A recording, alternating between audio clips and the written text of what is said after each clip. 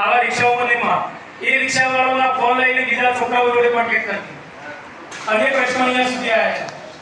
તો અહીંયા 10:30 થી 9:45 વચ્ચે તમારું બાળક શાળામાં એ રીતે ઘરેથી મોકલો અને 4:45 વાગે જ્યારે બેલ પડે છે પહેલો બેલ અમે છોકરીઓ માટે પાડી. જેવી છોકરીઓ ગેટ બહાર નીકળે છે તરત અમે પછી છોકરાઓને પાડી. કેમ આવું કર્યું? તો કોઈ અશિસ્ત ક્યાંય જોવા મળી નહીં એટલા માટે.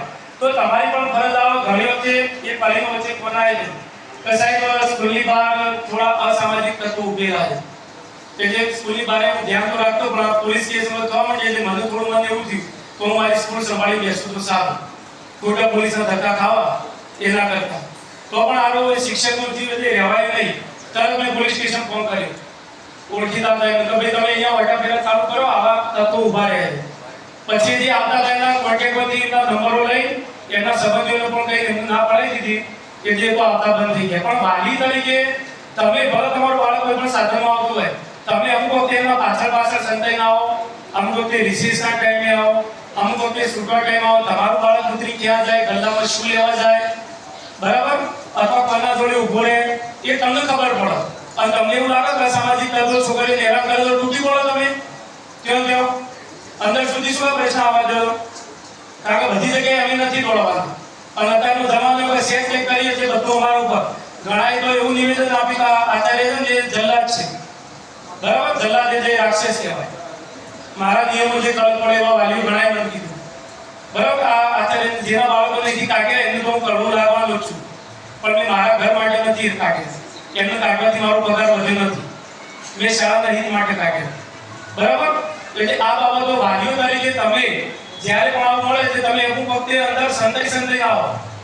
આપણું બાળક આપણું ઘરે સારું ચાલતું હોય, રામ જ હોય, પણ બહાર જઈ શું કરતો હોય કોઈ ખબર હોતી નથી. આ તમને કહી દઉં એવા બાળકો પકડાય વ્યસનોમાં, ઝઘડાઓમાં, એમાં કે ઘરે એકદમ સીધો હોય અને બહાર જઈ બધું કરતો હોય.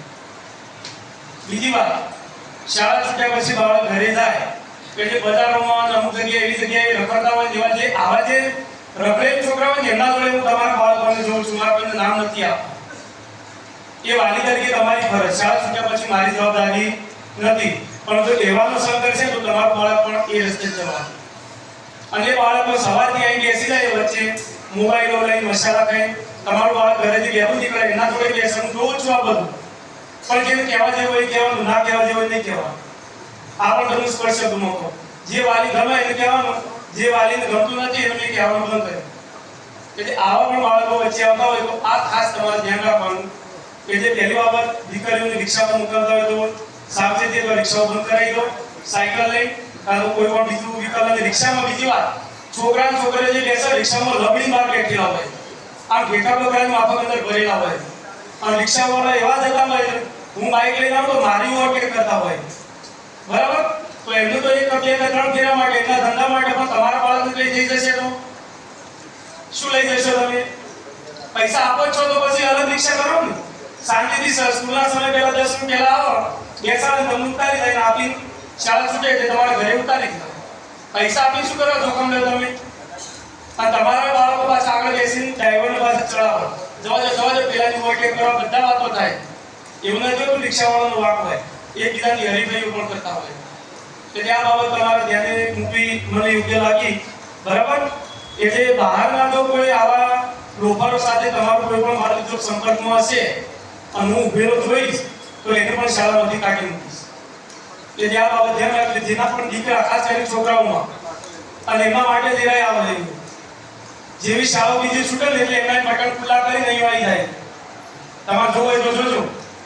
રિસેસ ટાઈમ, શાળા ભરાવાનો ટાઈમ, શાળા છૂટવા ટાઈમ, આ ટાઈમ વાલીઓ આવો ધોકા લઈને આવું તો અને પૂરી નાખો તો બીજી વાર આવતા બંધ થઈ જાય.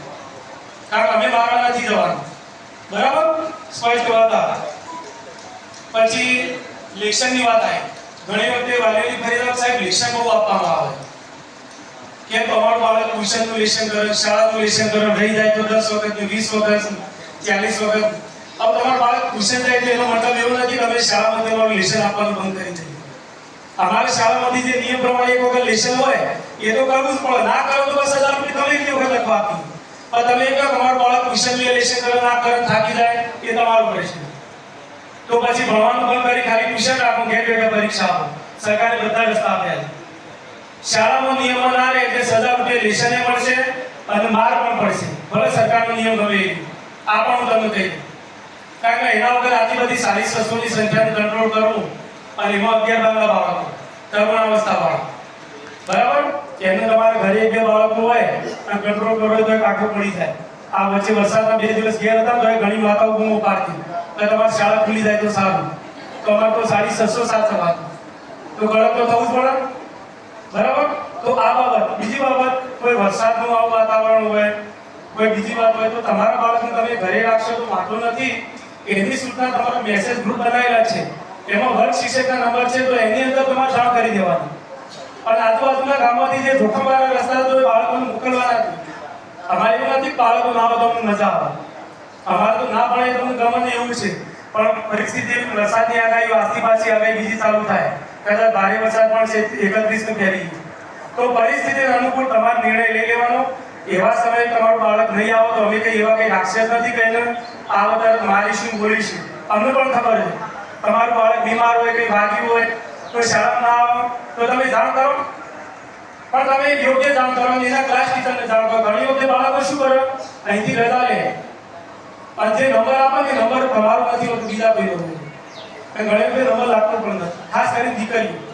એટલે તમારા બાળકની તો રજા લેવડાવવાની હોય તો તમારે શાળાએ મોકલવાનું, જેથી કરીને તમારું બાળક ખોટું બોલી ઘરે જઈ રસ્તામાં ગાયબ થઈ જાય અત્યારના જમાના પ્રમાણે, બરાબર. 1-2 મિનિટ પછી ઘરે લઈ જવાનું તો ભલે યોગ્ય, ઘરે વંચાવવાનું, 1-2 મિનિટમાં કંઈ બગડવાનું નથી, જેથી કરીને એથી રજા આપવી ના પડે. અને રજા અમે હાજરી પૂરી હોય, એ ખોટું બોલી નીકળી ગયા હોય, ત્યાં બીજા જેવા કોઈ ઘટના બને તો જવાબદાર પણ બને, અમે બની. એટલે આવું હોય તો તમારે તમારા વર્ગ શિક્ષકનો સંપર્ક કરી જે પણ પરિસ્થિતિ હોય રજા આખા દિવસની લઈ લેવાની, બરાબર. બીજી બાબત, દરેક ગ્રુપમાં વર્ગ શિક્ષકના નંબર છે, બરાબર, પણ મોટાભાગના વાલીઓ સીધો ફોન આચાર્યનો લાગે છે લગાવી દે. હવે તમારા માટે તમારું એક જ બાળક, મારા માટે 650. જો બધાના કોલ આવે તો હું જમવા બેઠો તો 4 ફોન આવતા હોય, વારંવાર ઊભા થઈ જોવા જઉં છું, બરાબર. કરજો, કામ હોય તો હું બેઠો છું, ફોન તમારી જરૂર હોય તો હું એના માટે છું. તમારી કોઈ ફરિયાદ હોય બાળકની, શિક્ષકની, અભ્યાસની, તો ઓફિસમાં આવો, બેસો, રજૂઆત કરો, હું જે હોય સાંભળીશ, એનું યોગ્ય નિરાકરણ લાવીશ. પણ આ ભૂવા થઈ આમ કર્યું તેમ કર્યું, હમણાં વચ્ચે એવો કિસ્સો બન્યો, 9માની જે સંખ્યા આવી ને હજુ પ્રાથમિક શાળાના એમના વિચારો હજુ બાળક સુધી ગઈ નથી. સૌથી વધારે અશિક્ષિતના અવાજમાં નામ એમનું આવે, એટલે અમે વચ્ચે એક દિવસ લાઈટ ગઈ એટલે આખા વર્ગે ચીકાડીઓ પાડી, હો કરી, અને એક છોકરાએ વિસલ મારી, બરાબર. મારો છોકરો ક્લાસમાં છે, હું પણ તેઓ બીજા સાહેબો પણ આવ્યા, મેં કીધું ભાઈ કોણે અવાજ કર્યો, તો વિસલ વાળો કબૂલ કર્યું કે સાહેબે વિસલ મારી, પણ હો કરવા વાળે કોઈ, અને પણ પાછળની બેન્ચીસો વાળા હતા, બરાબર. મેં સાહેબ બધાને ગમે ફટકારો, મારો છોકરો જેની મારો ભલે નથી પૂછી લેજે ક્લાસમાં, બધાને બધી ફટકારી. તો વાલીને એવું ના લાગવું જો કે વોક નતો કેમ મારે મારા છોકરાને, કારણ કે અમે એવું જો સાચું ખોટું કરાવવા જઈએ તો આખો દિવસ અમારો એમાં થાય, તો ભણાવવાનું ક્યાં નહીં. એટલે થોડી સજા થાય તો બીજી વખત તમે 1-2 હોટીઓ લાભો દીધો, તમારું બાળક મળી જાય તો પતી ગયું. પછી તો બસ શિવાજીના મહારાણા પ્રતાપના સપના જોઈએ ક્યાંથી થાય, બબે લાભા મારી તમે જો દોડતા હોય ફરિયાદો કરવા માટે, હા, તો થોડું માર થઈને આટલા સુધી આપણે પછી તમે ખાધેલી જશે બધાએ. બધાને પોતાનો દીકરો વાલો હોય, મને મારો દીકરો વાલો છે, બરાબર, પણ એ અશિસ્તમાં આવે તો જ એને સજા થાય, બાકી થતી નથી. એટલે થોડું એ ધ્યાન વાતચીતો ના કરો. બીજી બાબત ખાસ કહી દઉં, જે બાળક 9 થી 12માં જે મેં વાત કરી ચોવીસ જેવા જે અમુક વિદ્યાર્થીઓ વારંવાર એના પ્રશ્નો છે 11-12 અને 10માં પણ, એવા વિદ્યાર્થીઓને આ વખતે હું પ્રવાસમાં પણ નથી લીધો, બરાબર. એમને પ્રવાસમાં પણ નહીં લીધો, છોકરા હોય કે છોકરી હોય, ભલે પ્રવાસ ના થાય તો ચાલશે. બીજું, આપણે અહીંથી અલગ અલગ યુનિવર્સિટીઓમાં, કોલેજોમાં, ખેરવા યુનિવર્સિટી, કડી યુનિવર્સિટી, સેફ્રોન યુનિવર્સિટી, ત્યાંથી બસો આવે બાળકોને ત્યાં વિઝિટ માટે લઈ જઈએ, એમાં એ બાળકોને નહીં લીધું. એ વાલીઓ પછી આવતા નહીં કે મારા બાળકને કેમ ના લઈ, કારણ કે અત્યાર સુધીનું તમારા બાળકનું જે વર્તન હતું એના આધારે અમે નક્કી કરવાનું. કારણ કે બાળક વારંવાર જો અહીંયા ફરિયાદો લઈને આવતો હોય, ભણવું ના હોય તો આ બધામાં લઈ જવાની જરૂર નથી, ત્યાં જઈને તો વધારે ઓવર થવાનું. એટલે પ્રવાસમાં ક્યાંક લઈ જઈએ તો અમારી જવાબદારી વધી જવાની. તો એવા બાળકોને અમે પ્રવાસ કે બીજે ક્યાંય એને લઈ જઈશું નહીં. તો જે વિદ્યાર્થીઓ ના પાડીને વાલી સમજી લેવાનું તમારા બાળકનું વર્તન કેવું હશે. કોઈ મારો વિરોધી નથી, કોઈ મારો દુશ્મન નથી, પણ અમે જે પરિસ્થિતિનું ફેસ કરીએ એ પ્રમાણે વાત કરીએ, બરાબર?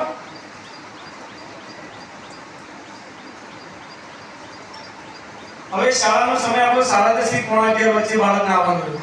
ઘણા બાળકો શાળાનું 11:30 આવી જાય, બરાબર? ક્લાસરૂમની અંદર બેઠા હોય, છોકરા છોકરી વાતો કરતા હોય, સંપર્ક થાય એટલે આવું ના થાય. એ ફરીથી તમને શાળા સમય પ્રમાણે જ મોકલવાના. અને 4:30 વાગે આપણે બેલ વાગે, છોકરીઓને જે છોકરીઓ બહાર આવી જાય તો તમારે જે પણ સાધન હોય એ કહી દેવાનું, એના 5 મિનિટ પછી છોકરાઓનું આવે તો એ પ્રમાણે તમારે સાધન આવે એવું કહેવાનું, જેથી કરી છૂટ્યા પછી મંદિરના પાર્કિંગમાં ત્યાં બધું મસાલા ખાવાનું, પડીકા ખાવાનું, રખડવાનું, ઝઘડા એમાં વચ્ચે ત્યાં નથી. તો આગળ ઉભા રહીને શું થાય, ઝઘડાનું વાતાવરણ ચાલુ થાય. તું લે કેમ ક્લાસમાં આવું કીધું તું, આમ તેમ, પછી વળગી પડી દીધા. અને પ્રશ્ન સીધો પેપરમાં શકે છે, તમને ખબર છે. અત્યારે સોશિયલ મીડિયા સૌથી વધારે શિક્ષણ ઉપર તૂટી પડી. કંઈક થાય એટલે કે સાહેબો આવા, સ્કૂલ આવી, હવે ખબર ના હોય બાળકે શું કર્યું હોય, બરાબર છે? બહાર પણ આવા પ્રશ્નો થાય, એ ના થાય એના માટે બાળક સીધો ઘરેથી સ્કૂલ અને સ્કૂલથી ઘરે, કોઈ દુકાને પણ વચ્ચે ના જાય એટલું સૂચના આપી દેજો.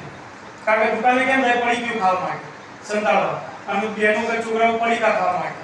હવે પડીકાની મેં અહીંયા ના પાડી, પણ એમાં એક તમને વચ્ચે વાત કરી દઉં.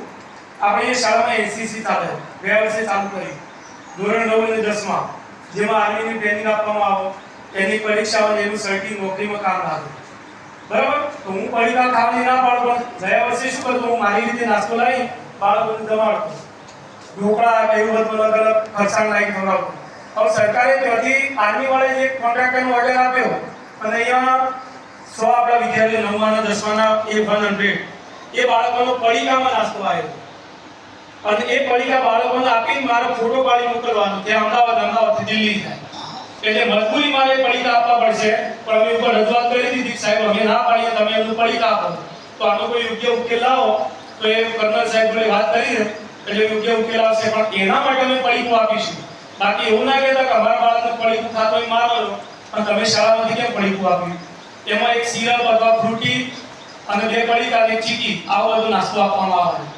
પણ એને તો અમે અહીંયા પરેડ કરાવીશું, એટલે પરેડમાં પરસેવો પડાવી દઈશું, એટલે બધું પચી જશે, બરાબર? બાકી પડીકા ખાવા, અને પણ સારી કંપનીનું ચાલે, પણ પડીકું એટલે પડીકું સારું હોય, ખોટી કંપની. પણ અત્યારે જે પડીકા મળે મોટા ભાગની કંપનીઓના એકદમ, હમણાં વચ્ચે પણ આઈયુસીપીનું મેં ગ્રુપમાં પણ મૂકી દીધું, વાલીઓ જોયું હોય છે, બરાબર? એ પડીકું તો બિલકુલ ખાવાની ના પાડો. ઘરનો નાસ્તો ભલે ઠંડો રોટલો હોય એ લઈ મોકલો, એ ખાવાથી કંઈક એનર્જી આવશે. અથવા સિઝનેબલ ફ્રૂટ હોય, ચાહે ખજૂર હોય, કેળા હોય, 10-20 રૂપિયા પકોડી દાબેલી ખાય એના કરતાં કેળા લઈ ખાઓ, તાકાત પણ આવે, ભૂખ પણ જાય.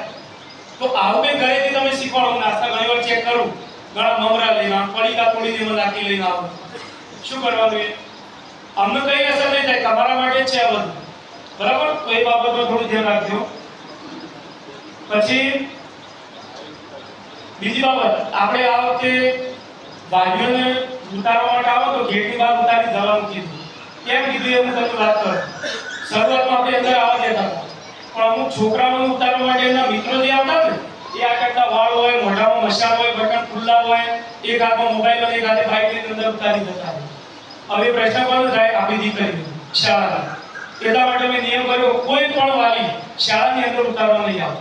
ગેટ બહાર ઉતારે, ગેટ બહારથી જતો રહે, બરાબર છે ને? આ નિયમ ઘણા નિયમ થતો છે, કેમ નથી આવવા દેતા? મેન કારણ આ છે. બીજી બાબત, તમારા બાળકને જે લાયસન્સ વગરના વ્હીકલ હોય એ મેં ચલાવવાની બિલકુલ મનાઈ નહીં, લાવવાની પણ આવતી મનાઈ કરી. કેમ? ગયા વર્ષે પોલીસ સ્ટેશનથી 2 વખત ફોન આવ્યા હતા, અને આજનું પેપર વાંચવું હોય તો વાંચજો. અમદાવાદ શહેરમાં, અમદાવાદમાં કલેક્ટરે, ડીઓ સાહેબે સ્પષ્ટ આદેશ આપ્યો કે કોઈ પણ બાળક વ્હીકલ લઈ શાળામાં જવું જોઈએ નહીં. આદેશ આવી ગયો એટલે આપણે પરિપત્ર તો છે જ, અને એ બાળક જો પકડાશે તો એ સજા તમને થશે, બાળકને નહીં થાય. આટલું ધ્યાન રાખજો. એટલે તમારા બાળકને વ્હીકલ લઈને તો ના મોકલો તો સારું.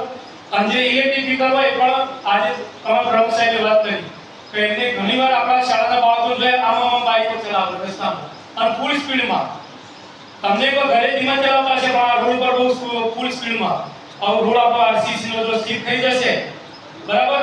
મોટા ભાગના એકના એક દીકરા હોય, અને શું થાય પરિસ્થિતિ આપણને ખબર જ છે. તો એ બાળકોને તમે સૂચના આપી દેશો, ધીરે ધીરે જાય, અથવા તમે મૂકવા લેવા આવો. અત્યારથી એમને એટલા બધા આઝાદ ના બનાવો. એટલે આપણે અંદર કોઈનું પણ વ્હીકલ લાવવા દેતા નથી. ફક્ત ઇલેક્ટ્રિક વ્હીકલ એ પણ શાંતિથી ચલાવવા. કોઈ પણ જો ફૂલ સ્પીડમાં કે 3 સવારી 4 સવારી જોઈએ ત્યારે તમે બીજા દિવસે વાલી જાણ કરેલી છે આમાંથી જે 3 સવારી જોઈએ ત્યારે તમે વાલી ફોન કરીએ ગઈકાલે એક છોકરો ને એક છોકરી બે અલગ કાસ્ટના હતા મેં સાથે જતા જોયા રસ્તામાં સ્કૂલ છૂટ્યા પછી તો આપણે બંને વાલીઓના આજને સંપર્ક કર્યા અને પૂછ્યું કે બંને શું થાય ભાઈ બેન છે પૂછો પૂછી લેજો તો મારું શું થાય પણ મને દેખાય મારા સ્કૂલનું બાળક યુનિફોર્મમાં કોઈના જોડે જતું હોય તો આ બધું મારી શાળા લેવી જવાની ને તો એ વાલીઓ જાણ કરી કે ભાઈ બેન છે કીધું ઓકે મેં તમને જાણ કરી હું શું કહું આ રીતે મેં આજે જાણ કરી બરાબર તો એક બાબત ખાસ આઈડીએસસી તો બાબતમાં બીજું વિદ્યાર્થીઓને પૈસા જરૂર હોય તો આવું પૈસામાં કેવું આપણી શાળામાં ઘણી વખત અહીંયા પ્રવૃત્તિઓ થાય અત્યારે સંસ્કૃતિ જ્ઞાન પરીક્ષાનું કાર્ય